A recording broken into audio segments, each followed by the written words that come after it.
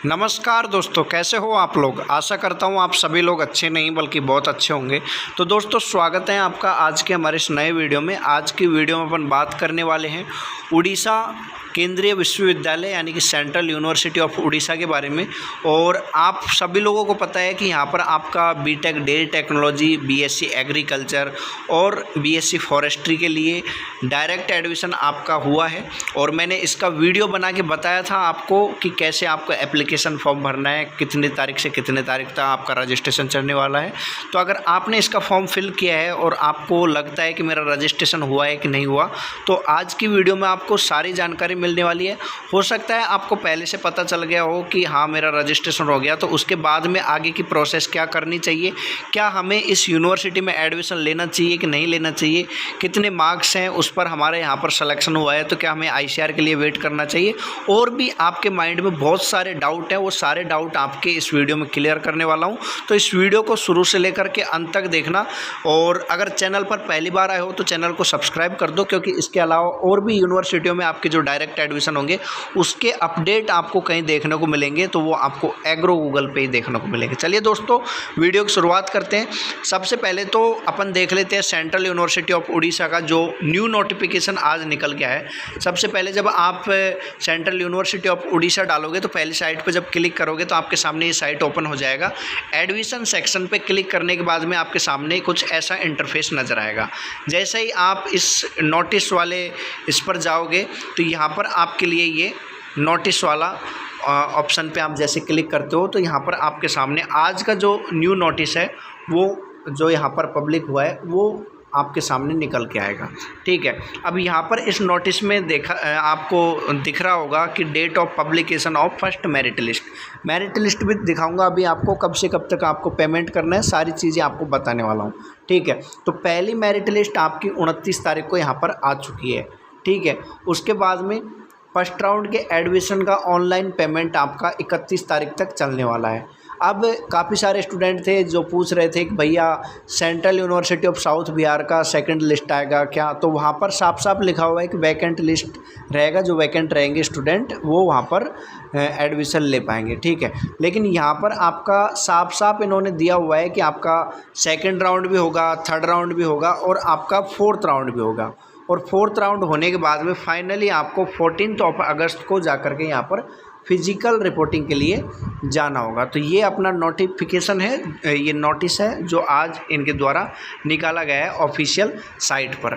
ठीक है, अब अपन बात करें प्रोविजनल फर्स्ट मेरिट लिस्ट की यूजी प्रोग्राम 2025। जो आपको फर्स्ट में ये दिख रहा है ना, इस पर आपको क्लिक करना है तो आपके सामने कुछ जो जिस भी कोर्स में आप ने अप्लाई किया है, जैसे आपने किया हो बीटेक डेयरी टेक्नोलॉजी के लिए, बीएससी ऑनर्स एग्रीकल्चर के, बीएससी ऑनर्स फॉरेस्ट्री के लिए, तो आपको जैसे बीएससी एग्रीकल्चर का देखना है तो यहाँ पर क्लिक करना है। ठीक है, मैं सिंपली यहाँ पे क्लिक करता हूँ।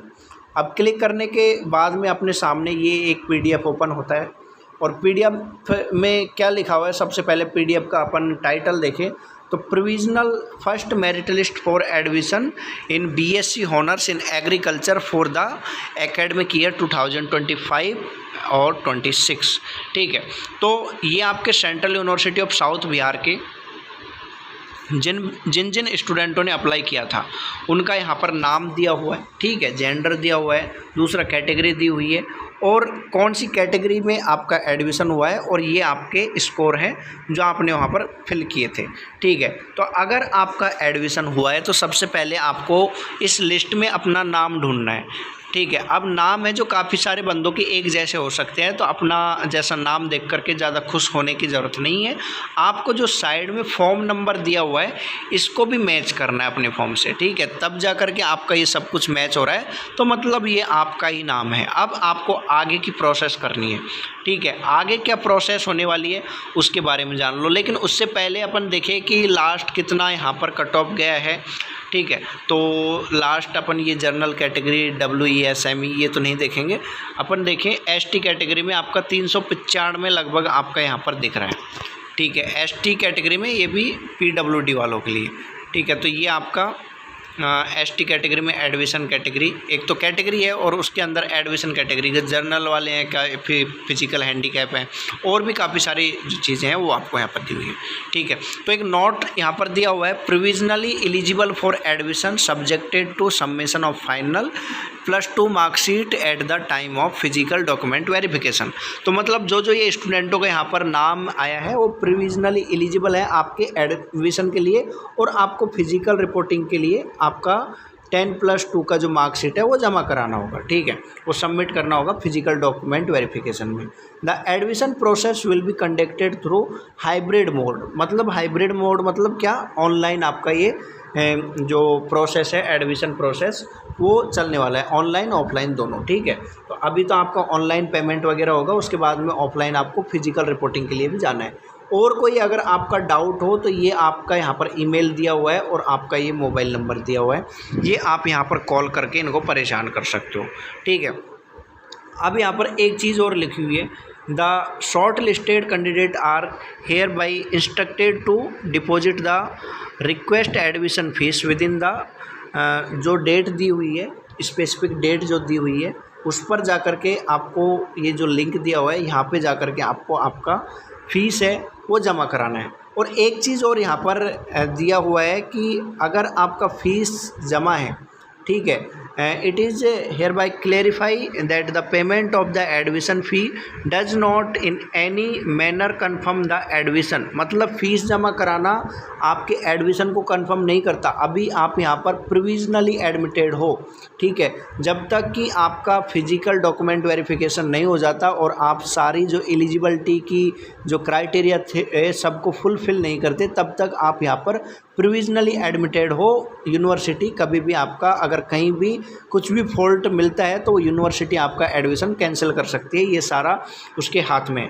ठीक है, अब फीस क्या है, कैसे, कितनी तारीख तक आपको जमा कराना है, तो ये यहाँ पर शायद फ़ीस का दिया हुआ है। ओबीसी के लिए 43,450 रुपये, ओबीसी जनरल के लिए भी इतना ही है, एससी के लिए भी इतना ही है, एसटी के लिए भी इतना ही है, ईडब्ल्यूएस और पीडब्ल्यूबीडी, डब्ल्यूएच और अदर पीडब्ल्यूडी कैंडिडेट और बाकी के लिए सारा एक जैसा ही है। तो ये आपका फ़ीस का दिया हुआ है। फ़ीस कब से कब तक आप जमा करा सकते हो, तो कल से आपका ये स्टार्ट होगा। ठीक है, और ये आपका एंड होगा 31 तारीख तक। ये आपका लिंक दिया हुआ है, इस पर आपको जा कर के अपना फ़ीस है जो जमा करना है। ठीक है, उसके बाद में आपका फ़िज़िकल डॉक्यूमेंट वेरिफिकेशन के लिए आपको कब जाना है, तो उसके लिए इन्होंने यहाँ पर जो दिया हुआ है department of agriculture, central university of Orissa, यहाँ पर आपका 14 अगस्त को फिजिकल रिपोर्टिंग होगा, सारे राउंड का काउंसलिंग कंप्लीट होने के बाद। ठीक है, ये आपके सारे इंस्ट्रक्शंस दिए हैं, यहाँ पर आपका कुछ ऐसा इम्पोर्टेंट नहीं है, बस इस पर सब में यही ज़्यादातर मेंशन किया हुआ है कि आप कभी भी काउंसलिंग से बाहर हो सकते हो। ठीक है, अगर आपके पास कोई भी चीज़ है जो प्रॉपर तरीके से नहीं है तो। ठीक है, उसके अलावा अगर आपके पास डॉक्यूमेंट्स नहीं हो पाते हैं तो उसके लिए भी इन्होंने कुछ 1 महीने का यहाँ पर दिया हुआ है, लेकिन अगर आप 1 महीने में जमा नहीं कराते हो तो 1 महीने के जमा कराने के बाद में यूनिवर्सिटी आपको बिगर नोटिस दिए आपको बाहर कर देगी यूनिवर्सिटी से। ठीक है, तो ये आपका सीन है। अब जैसा मैंने आपसे बोला था कि अब यहाँ पर एडमिशन लेना चाहिए कि नहीं लेना चाहिए, क्योंकि देखो काफ़ी अच्छे मार्क्स हैं यहाँ पर जिन बंदों के एडमिशन हुआ है। अपन शुरुआत में देखें फर्स्ट में, तो फर्स्ट में देखो इनके 569 नंबर, 567 नंबर। अब क्या इन बंदों को यहाँ पर एडमिशन लेना चाहिए या आईसीआर के लिए अप्लाई करना चाहिए? देखो, एक तो यहाँ पर बायोलॉजी आपका जर्नल टेस्ट और इंग्लिश के मार्क्स हैं मेरे जहाँ तक मुझे याद है।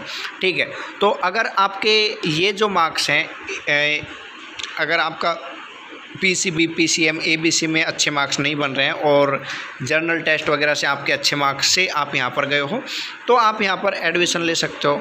ठीक है, वरना अगर आपके अच्छे मार्क्स है तो आपको आईसीआर के लिए वेट करना चाहिए, वो आप अपने हिसाब से देख सकते हो। दूसरा यहाँ पर ये भी दिया हुआ है कि जो फीस का रिफ़ंड का सीन है वो यूजीसी की पॉलिसी के अनुसार होगा।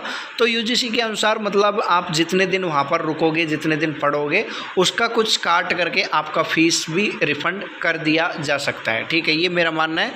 वैसे आप जो हेल्पलाइन नंबर दिए हुए हैं उन पे जा कर के आप और ज़्यादा क्लियर कर सकते हो। अच्छा भैया, और दूसरे क्या ऑप्शन है उसके बारे में बता दो। ठीक है, तो उसके बारे में बताऊं उससे पहले आपको कुछ एक इम्पोर्टेंट चीज़ के बारे में मैं बता देता हूं। ठीक है, इम्पोर्टेंट चीज़ आपका क्या है, तो इम्पोर्टेंट आपका यहाँ पर है ICAR काउंसलिंग हेल्प प्रोग्राम। देखो, काफ़ी सारे स्टूडेंट हैं जिनके काफ़ी अच्छे मार्क्स हैं और काफ़ी सारे स्टूडेंट हैं जिनके कम मार्क्स हैं, लेकिन वो ICAR में कहीं ना कहीं सिलेक्शन लेना चाहते हैं। ठीक है, तो ICAR में कहीं ना कहीं सिलेक्शन लेना चाहते हैं तो हमारा ICAR काउंसलिंग हेल्प प्रोग्राम आपके लिए है। केवल सीमित बच्चों के लिए ये सेवा उपलब्ध है।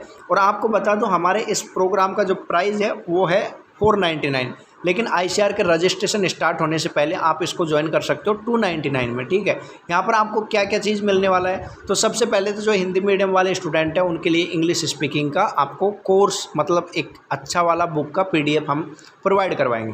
ठीक है, उसके अलावा आपका ICAR का कोर्स वाइज प्रेफरेंस शीट आपको दिया जाएगा। डॉक्यूमेंट्स वेरिफिकेशन में आपकी हेल्प की जाएगी, ICAR चॉइस हेल्प। ओके, तो सारी हेल्प आपकी यहाँ पर की जाएगी। और आपका इसका जो फ़ी है वो मात्र 299 रुपीज़ है। तो ये अपना ICAR काउंसलिंग हेल्प प्रोग्राम है। उसके बाद में ये आप देखो, अगर आपके कम मार्क्स हैं, जो मैं बोल रहा था शुरुआत में कि जिनके कम मार्क्स हैं और वो दोबारा से तैयारी करना चाहते हैं, तो आपके लिए रॉयल इंस्टीट्यूट लेकर के आया है एग्रीकल्चर, बायोलॉजी, केमिस्ट्री और आपके ABC डोमेन सब्जेक्टों के लिए स्पेशल बैच। JET और CUET की स्पेशल यहाँ पर लॉन्ग ईयर बैच आपके स्टार्ट हो चुके हैं और स्टार्ट होने वाले हैं। अदर स्टेट वाले स्टूडेंट हैं जो अपने अलग अलग डोमेन के लिए यहाँ पर जो करना चाहते हैं तैयारी, तो आप अपनी तैयारी कर सकते हो। PCM, PCB, PCA सारे सब्जेक्ट ग्रुप वाले स्टूडेंटों के लिए यहाँ पर बैचेस उपलब्ध है। आपको बता दूं कि यहाँ पर हर साल फर्स्ट रैंक का रिकॉर्ड रहा है। एग्रीकल्चर की पहली रैंक यहीं से निकल रही है 2-3 साल लगातार। आप देखोगे यहाँ पर 100 परसेंटाइल बायोलॉजी में 12th के साथ, उसके बाद में 100 percentile in agriculture. New batch आपके स्टार्ट हो चुके हैं, हिंदी मीडियम, इंग्लिश मीडियम दोनों मोड में आपको यहाँ पर बैच मिल जाएंगे, ऑनलाइन ऑफलाइन। अगर आप अदर स्टेट के स्टूडेंट हो, तब में आप वहाँ पर नहीं जा सकते उदयपुर, तो आप ऑनलाइन भी ज्वाइन कर सकते हो, घर बैठे आप पढ़ाई कर सकते हो। अधिक जानकारी के लिए आप दिए हुए नंबर पर कांटेक्ट कर सकते हो। ये रॉयल इंस्टीट्यूट उदयपुर आपका नियर अरिहंत नगर, नियर कालका माता मंदिर उदयपुर में है। ठीक है, न्यू अरिहंत नगर। तो ये अपनी इम्पोर्टेंट जो जानकारी है वो मैं आपको बता दिया। ठीक है, रॉयल इंस्टीट्यूट अब आपके शहर कोटा में भी है, उदयपुर के साथ साथ आप कोटा में भी जा कर के पढ़ाई कर सकते हो। तो ये अपना यहाँ पर हो गया सेंट्रल यूनिवर्सिटी ऑफ उड़ीसा का कट ऑफ। अब इसका सेकंड राउंड आपका आएगा 2 तारीख को, उसके बाद में अपन और देखेंगे, तब आपको इसके बारे में और पता चलेगा कितना कट ऑफ गया है। ये फर्स्ट राउंड का कट ऑफ है, इसको देख करके ज़्यादा डरना नहीं है, क्योंकि यहाँ पर जो बंदे हैं वो इसका फ़ीस भी जमा नहीं कराएंगे और ये सारी सीटें खाली होने वाली है। तो इसका कट ऑफ लास्ट तक आपको देखने को मिलेगा, बहुत कम जाएगा, तो चिंता नहीं करनी है। पहला राउंड है, अभी 4 राउंड इसके आने वाले हैं। तो आशा करता हूँ आपको यह वीडियो पसंद आया होगा। अगर यह वीडियो पसंद आए तो इस वीडियो को लाइक कर देना, चैनल को सब्सक्राइब करना।